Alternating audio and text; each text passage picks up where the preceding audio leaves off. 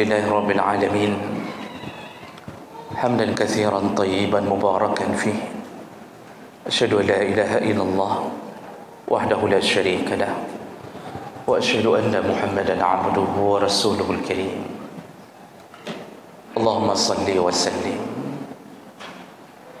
على نبينا وسيدنا المصطفى محمد وعلى آله وأصحابه أجمعين أما بعد رب اشرح لي صدري ويسر لي أمري واحلل عقدة من لساني yafqahu qawli. Segala puji bagi Allah, kemudian salawat dan salam kepada Rasulullah, pada keluarga dan seluruh sahabat-sahabatnya. Jamaah salat maghrib dan isya, bapak-bapak dan ibu-ibu yang Allah muliakan insya-Allah. Kita sambung pembahasan kita masih seputar adab dalam berpakaian dan berhias diri.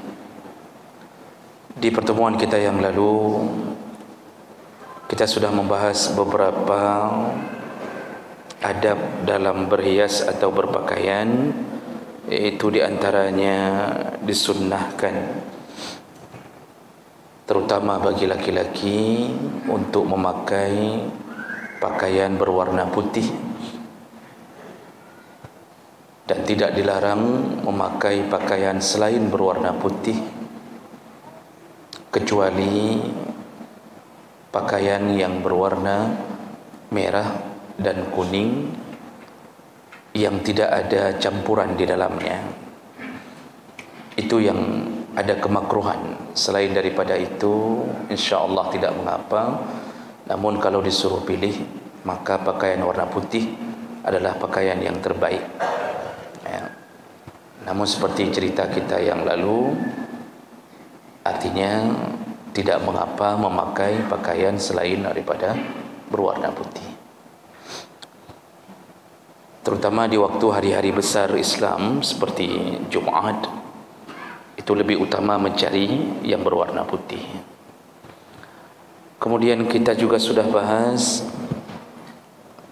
bahawa laki-laki dibolehkan, tadi pakaian berwarna putih itu tidak diharuskan kepada perempuan walaupun dibolehkan, karena perempuan lebih utama adalah pakaian yang menutup auratnya. Semua warna dibolehkan, bahkan kalau warna putih tapi transparan malah haram bagi perempuan.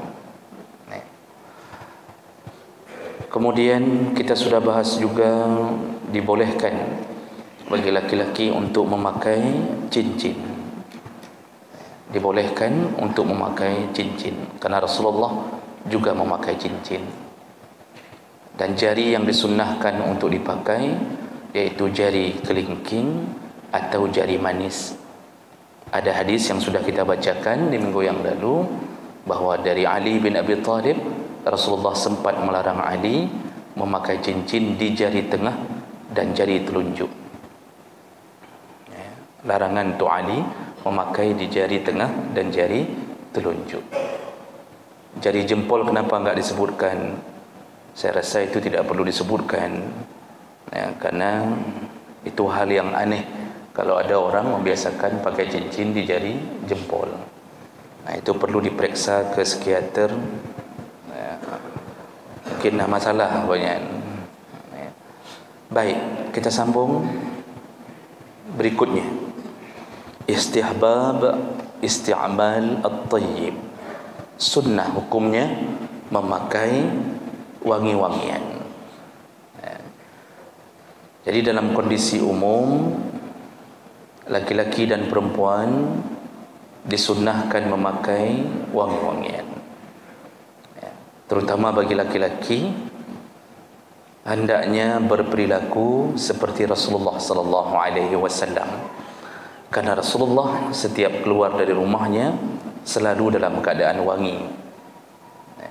Sampai para sahabat menyebutkan dalam beberapa hadis, Anas bin Malik radhiyallahu anhu berkata, "Ma massastu hariran wala dibajan aliyanu min kaffin Nabi sallallahu alaihi wasallam."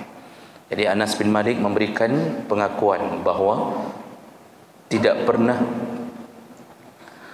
kusentuh sutra atau dibaj. Dibaj itu pakaian yang bercampur dengan sutra.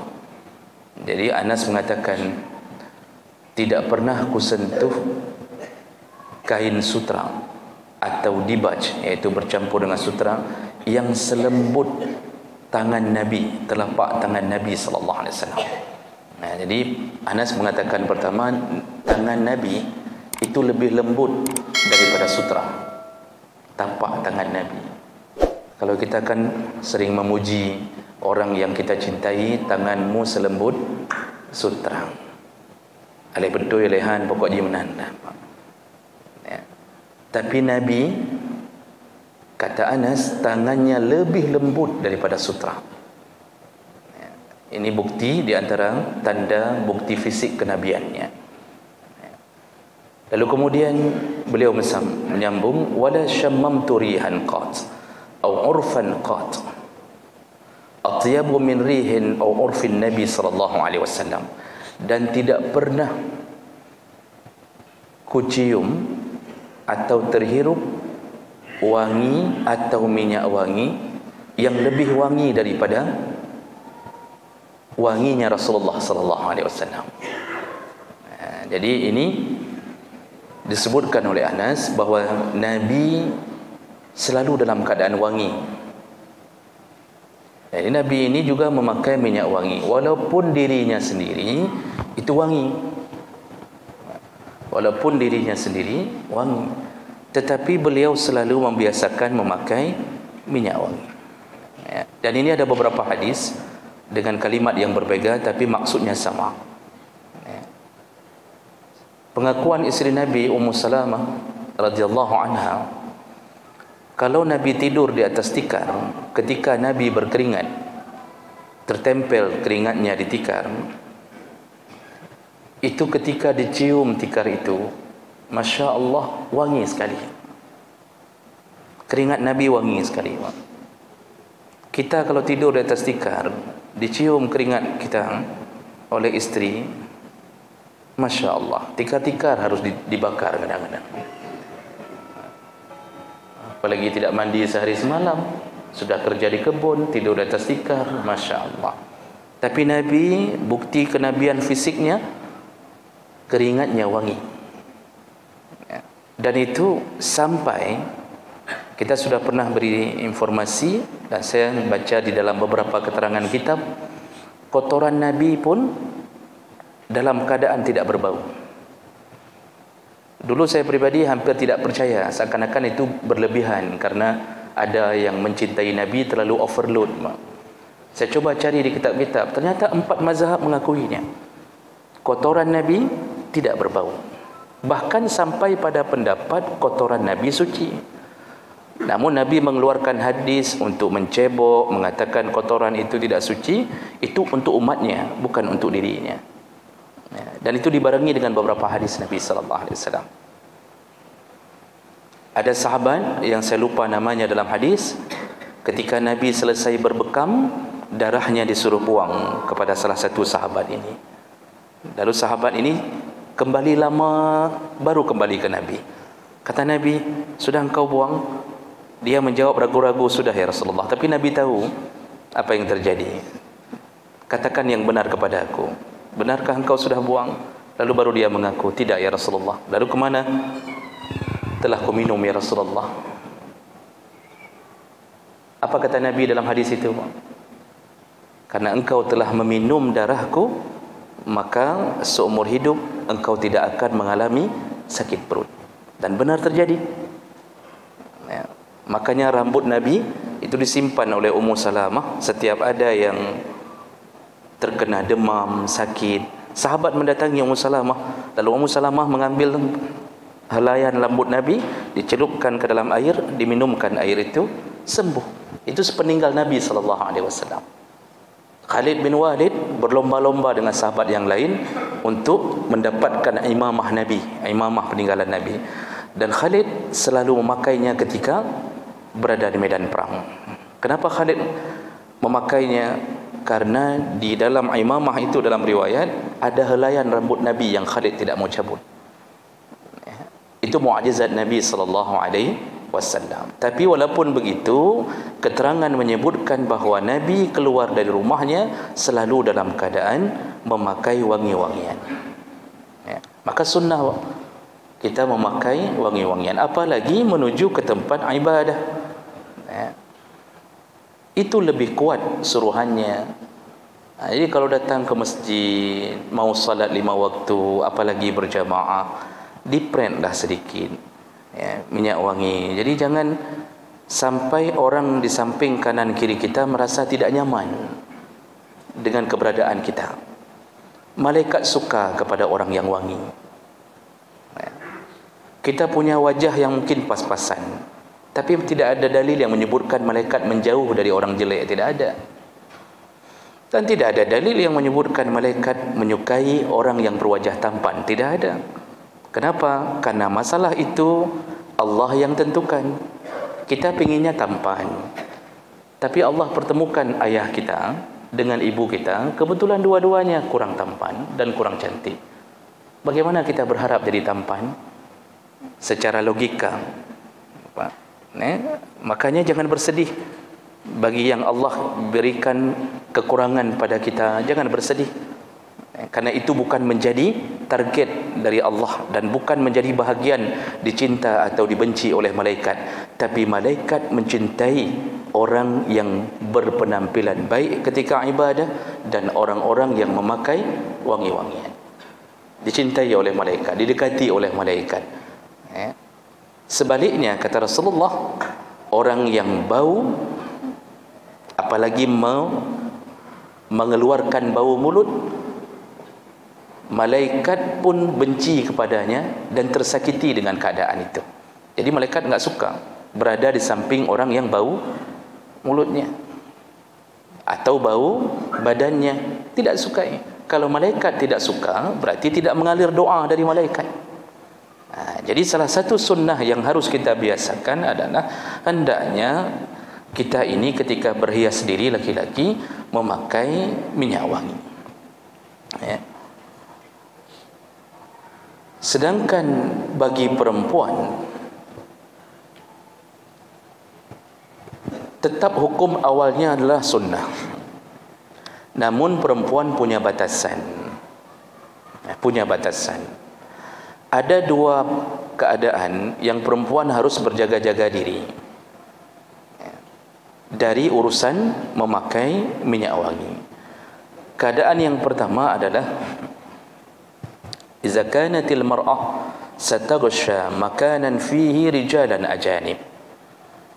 Kalau perempuan akan bergabung atau akan berjalan atau menuju ke satu tempat yang di tempat itu akan ada laki-laki yang bukan mahramnya, maka di saat itu si perempuan tidak boleh memakai minyak wangi berlebihan dengan bersita niat agar laki-laki terpana dengan aromanya atau terpesona dengan wanginya.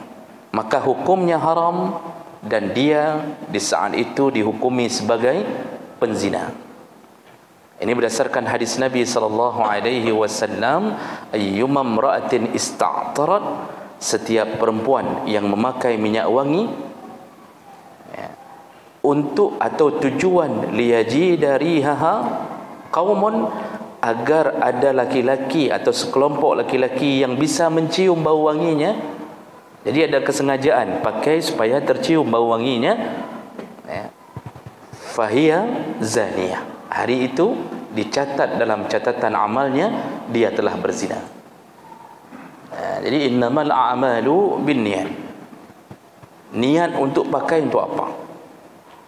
Oh, supaya tercium. Nah, seperti hari ini para remaja yang berada di belakang motor pacarnya, itu dibonceng, pacar di depan, yang cewek di belakang. Coba bayangkan berapa dosa sudah mereka lakukan. Dosa bersentuhan. Lalu kemudian mereka menambahi sampai dosa mendekati zina dengan urusan pertemuan fisik.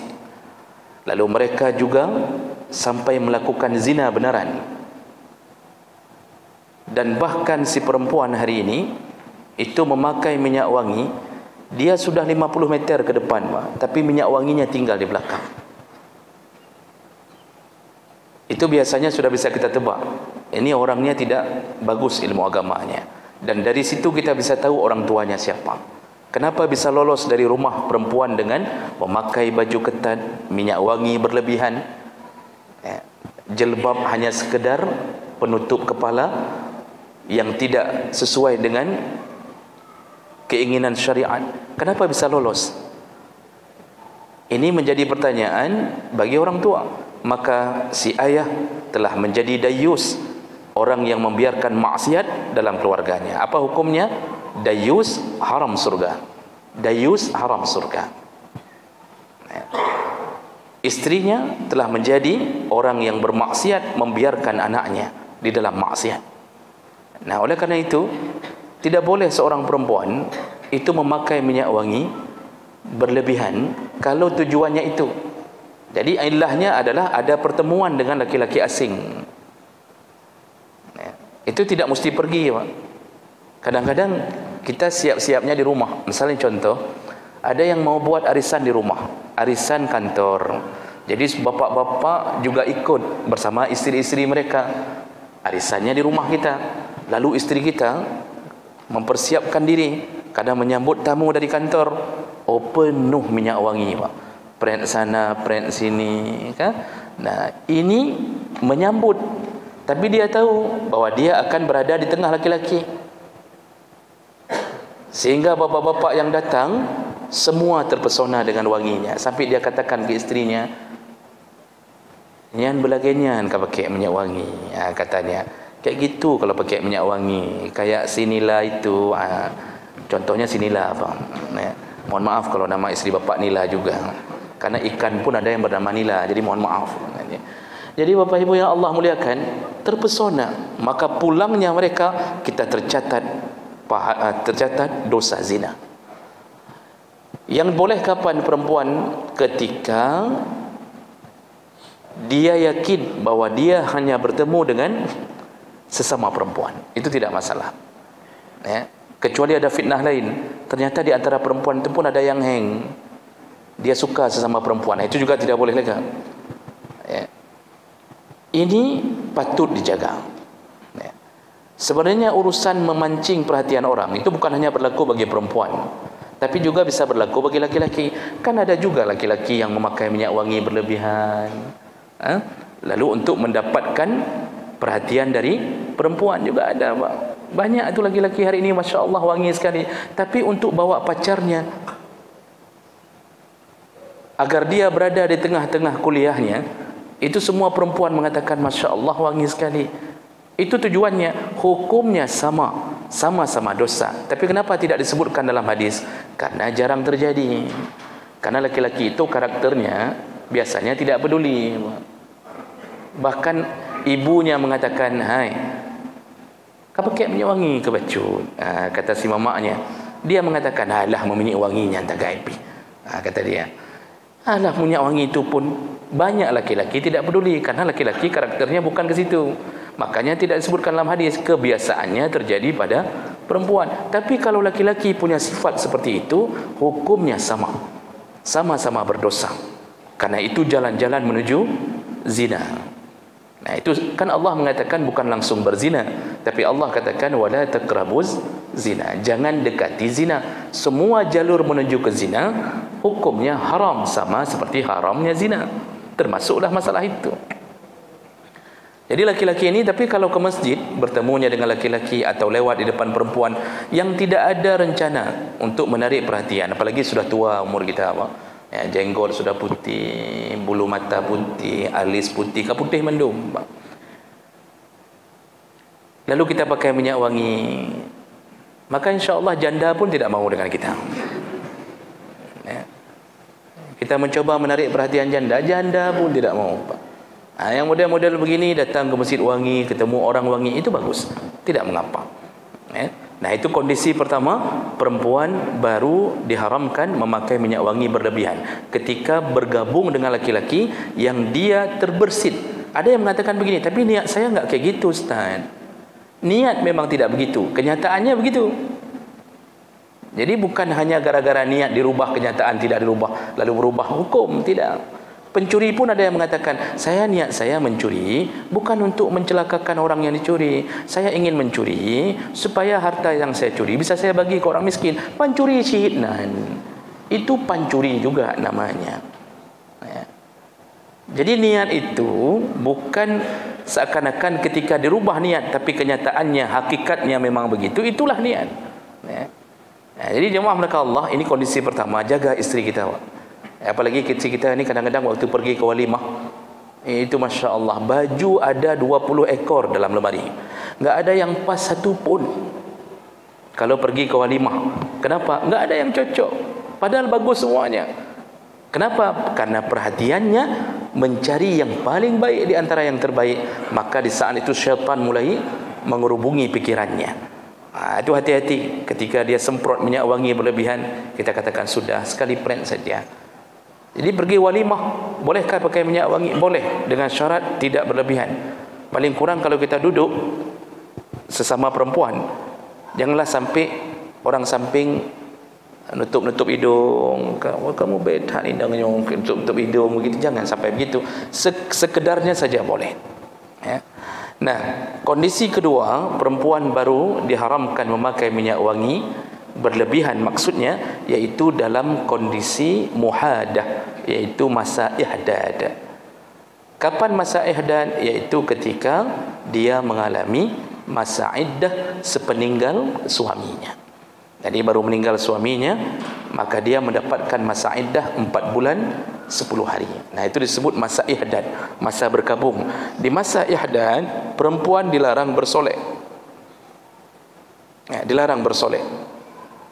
Jadi tidak boleh pakai lipstik, kemudian pakai maskara, blush off, blush on. Blush on, ya, blush on, kemudian merah-merah, keluar ke tempat kerja dengan gaya begitu, haram. Haram melakukannya di masa berkabung. Ya. Kemudian termasuk larangan memakai minyak wangi. Perempuan keluar rumah sebenarnya haram di masa berkabung itu 4 bulan 10 hari, masa iddah itu. Namun ada posisi ketika perempuan harus keluar, yaitu di saat dia mungkin seorang pekerja di kantor PNS. Kalau dia tidak keluar, suaminya mungkin bukan orang yang punya gaji pensiun. Kalau dia tidak keluar, maka anak-anaknya dalam kondisi berbahaya, dia bisa tidak makan. Maka boleh dia keluar di masa itu, tapi syaratnya tidak boleh bersolek. Maksud tidak boleh bersolek, tidak boleh seperti hari-hari biasa yang sebelum meninggalnya suami.